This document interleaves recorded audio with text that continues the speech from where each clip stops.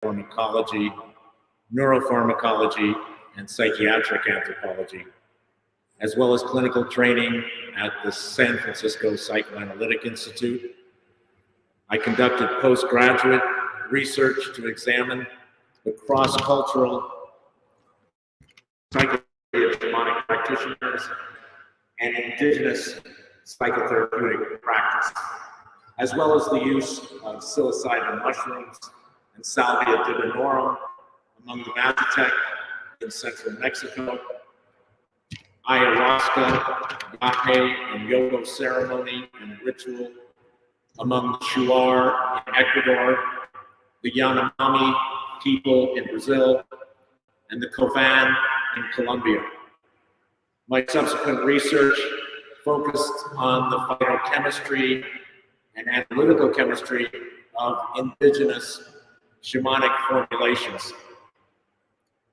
I also have a background in chemical process engineering and joined Leaf Holdings in 2016 to design and implement the largest and most technologically advanced, fully automated cannabis manufacturing facility in California. During the design process, I developed new proprietary technology to remediate color and pesticides and instituted CGMP compliant standards. I'd like to talk today about two interrelated subjects: cannabis extraction and manufacturing, conduct of the CGMP standards, and emerging areas for cannabis therapeutics. The reason I tie these two topics together is because without a standardized source of pharmaceutical-grade cannabis botanical extract, cannabis pharmaceutical manufactured products are ruined. I start with the premise that there is inherent value in botanically extracted product to allow the production of full-spectrum cannabis pharmaceutical products, which allow for a synergistic entourage effect. Having said that, I believe in the benefits of the Western pharmaceutical project to create advanced and improved therapeutics which have more targeted efficacy, better safety profiles, and less adverse side effects. So I try to hold these two very different approaches in an uneasy combination.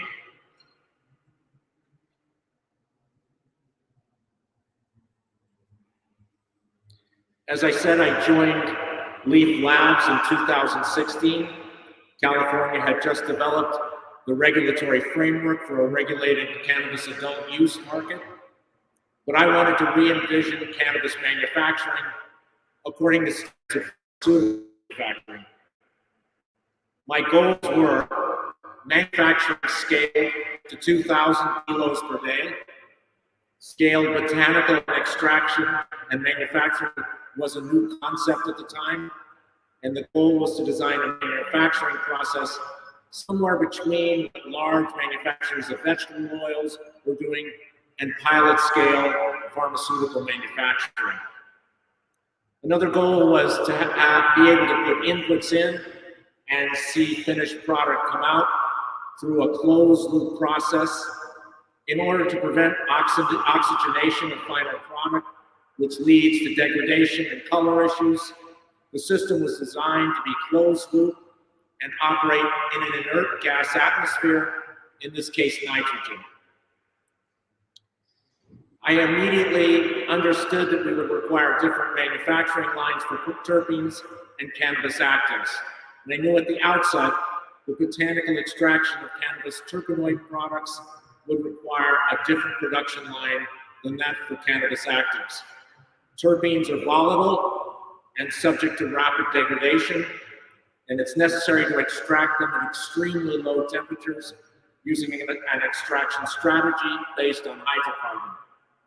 Cannabis actives, on the other hand, are best and most cost-effectively extracted using a process with ethanol, which requires some heating of the product to remove the volume of alcohol required for extraction, approximately 10 to 1. Another goal was to create a fully automated facility. I wanted to create a facility that removed the opportunity for human error to the greatest degree possible and provided high levels of efficiency and reduced operational costs. I also wanted to see the facility operated according to CGMP compliant standards. Medical cannabis manufacturing had not previously been conducted according to CGMP standards, and the implementation of those standards was pioneered at the Leaf facility. I wanted to address pesticide remediation.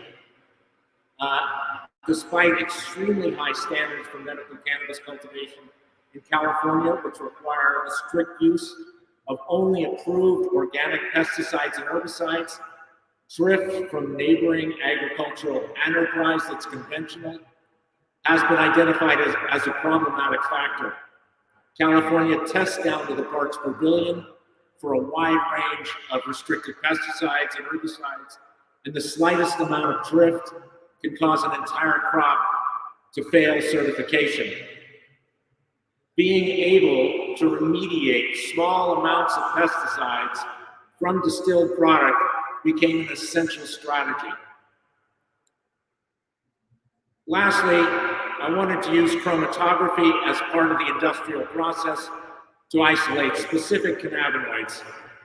In order to really take botanical extraction to the next pharmaceutical level, that additional goal was to use commercial scale chromatography to isolate individual cannabinoids to create new combination products and test individual pharmacological effects.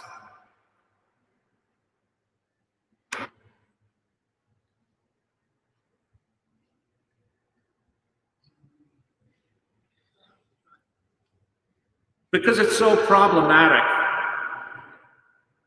I wanted to highlight one element of the manufacturing strategy, the remediation of pesticides and color. This bench scale process, let me move back to the bench scale process here. This bench scale process, which we see here,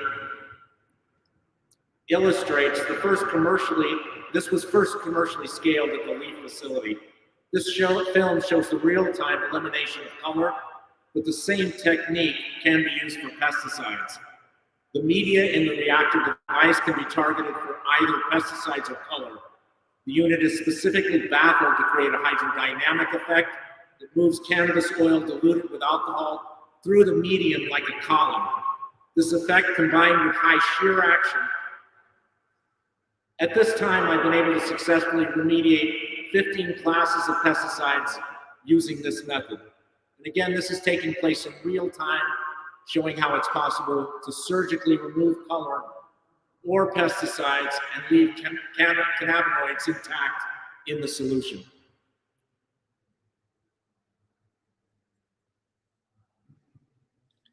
This is the scaled version of the rotating bed reactor.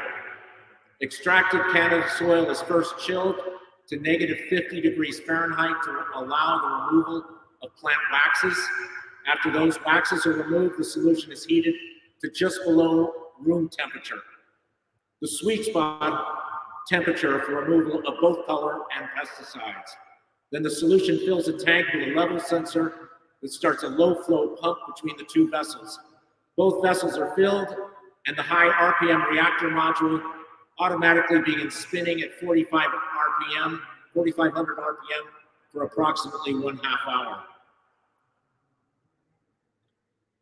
This slide depicts the industrial scale rotating bed reactor technology. I'm currently using 3D printing technology to create cartridges with different media targeting pesticides and color. It's possible to rapidly dismantle and exchange cartridges depending upon the target compound. I'd like to take this opportunity to show a really short film describing the Leaf facility and its operational and design philosophy.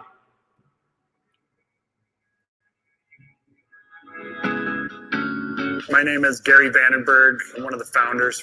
Del Potter, Chief Science Officer at Leaf. Del and I got tasked with building the most badass extraction facility in the world. We designed this place to be beyond standards that anyone had ever seen before. I'll just move on. Oh, okay.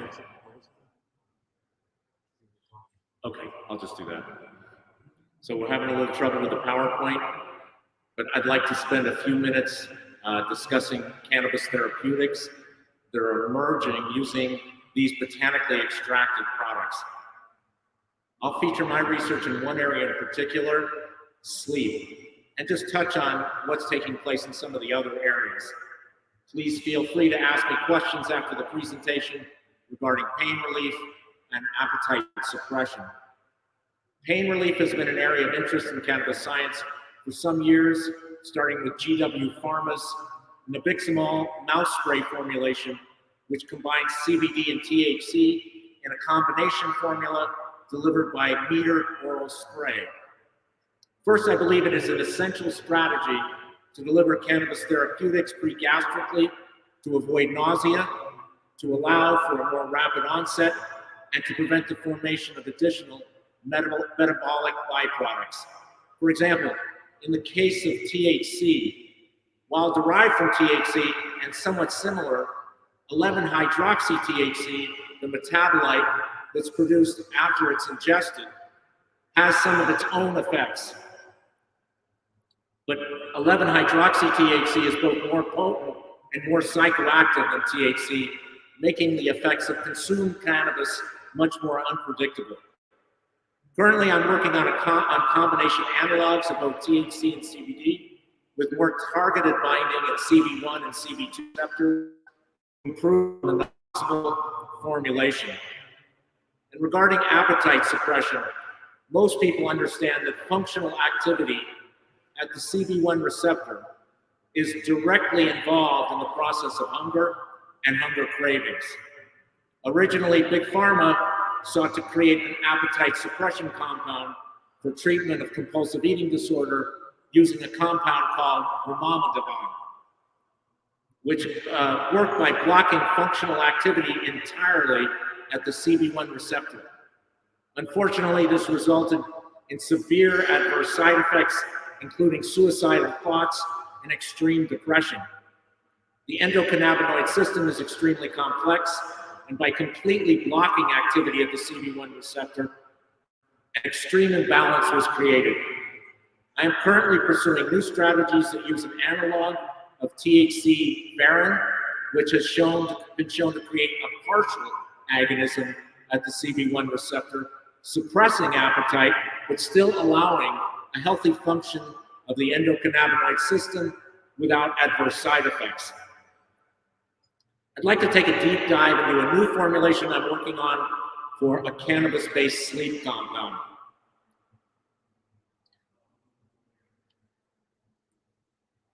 Cannabis sleep, the sleep market is currently valued at over $69 billion. US sales of FDA-approved drugs in the United States total $1.4 billion. The non-prescription or over-the-counter sleeping pill market is valued at $576 million in 2018 and is growing faster than the prescription market.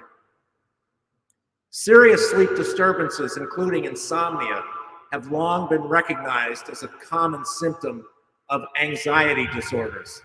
Sleeping difficulties have been found for people with various types of anxiety, including generalized anxiety disorder, OCD, and PTSD.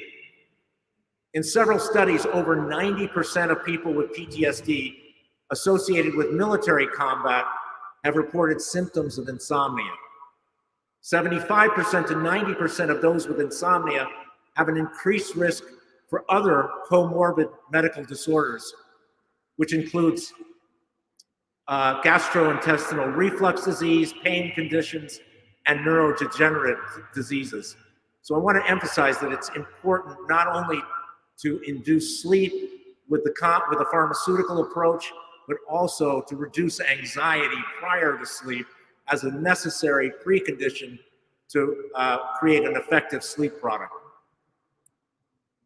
So cannabis compounds for sleep and anxiety, what I'm pursuing is a novel analog of cannabinol, CBN, uniquely formulated to reduce both anxiety and to improve sleep. Cannabinol is a relatively non-psychoactive cannabinoid that's present usually in just trace amounts in cannabis. The compound that I've developed is a novel cannabinol analog that's been formulated to enhance the pharmacological effect. Binding at the CB1 and CB2 is double that of cannabinol and maintains that non-psychoactive effect. In addition, I'm investigating using the combination of this cannabinol with a new proprietary CBD-PA methyl ester compound to help reduce and enhance the anxiolytic effect. If you haven't heard of CBD-P, it's a compound that was discovered by Italian researchers recently. It has a great deal more binding effect at the CB2 receptor than regular CBD.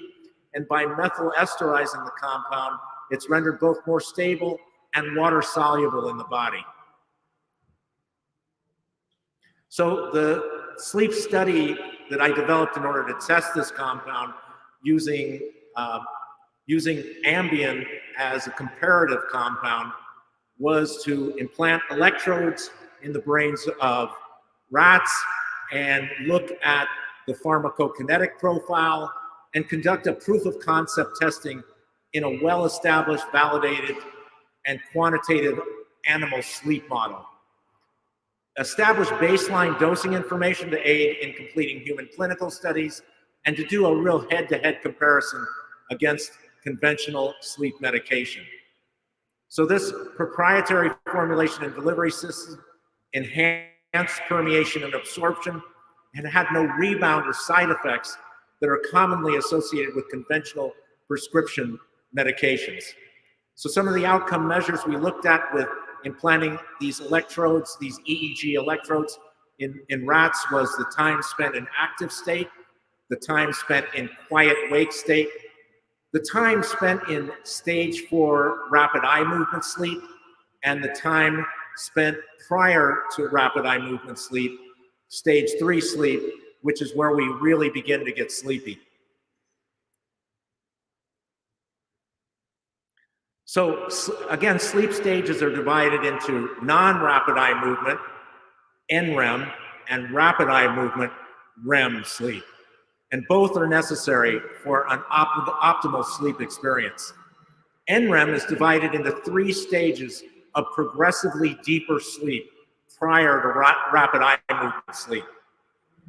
What we found was Ambien and this compound both increased the number of NREM sleep bouts prior to sleep. So in other words, both were able to continue to get you sleepy and had comparable numbers of deep sleep bouts. But what we found was that Ambien really suppressed rapid eye movement sleep significantly for approximately 2.5 hours and was more disruptive to rapid eye sleep overall. This new compound formulation improved rapid eye movement sleep in the later hours significantly compared to Ambien and a control vehicle. The other indications that we looked at were the kind of brain waves that were produced by both Ambien and this compound. What we see with this compound was an increase in theta waves and beta waves. Theta waves are associated with relaxation and lack of exertion. Beta waves are actually associated with alertness. However, Ambien is very much associated with gamma waves and delta waves. Ambien creates what's called feature binding, where if one is disturbed or woken up, it's very difficult to reorient and find where you are, what your focused attention is on. This is the phenomenon where people suddenly end up behind the wheel of a car and they don't know how they got there. So this compound, compared to Ambien, allows you to focus if woken up, remain alert, and yet still be relaxed.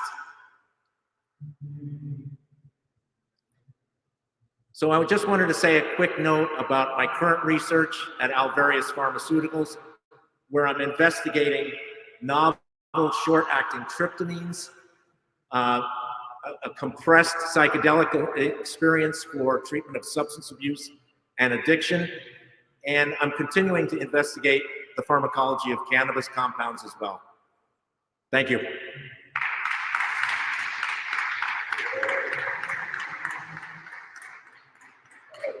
Happy to answer any questions after the presentation.